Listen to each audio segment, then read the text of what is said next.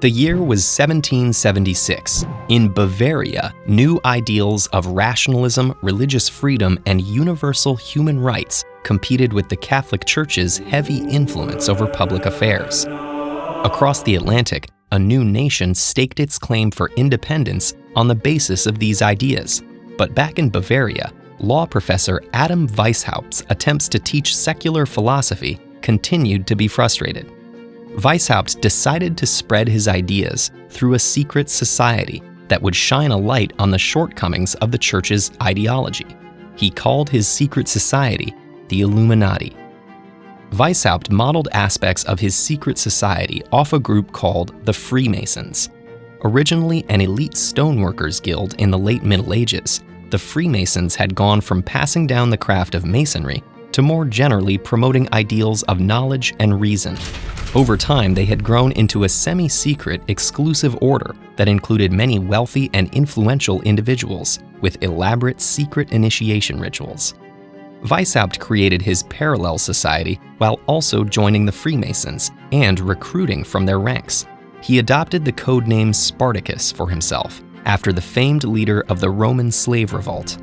Early members became the Illuminati's ruling council, or Areopagus.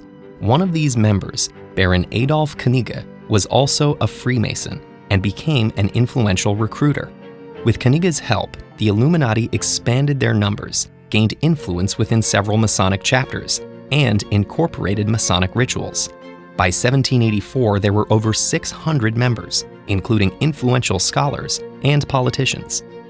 As the Illuminati gained members, the American Revolution also gained momentum. Thomas Jefferson would later cite Weishaupt as an inspiration. European monarchs and clergy were fearful of similar revolts on their home soil. Meanwhile, the existence of the Illuminati had become an open secret.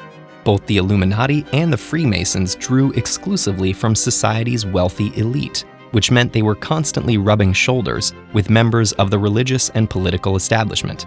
Many in the government and church believed that both groups were determined to undermine the people's religious faith. But these groups didn't necessarily oppose religion. They just believed it should be kept separate from governance. Still, the suspicious Bavarian government started keeping records of alleged members of the Illuminati.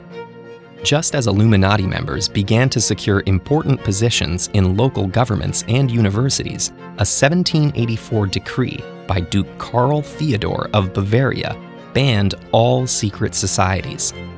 While a public ban on something ostensibly secret might seem difficult to enforce, in this case it worked.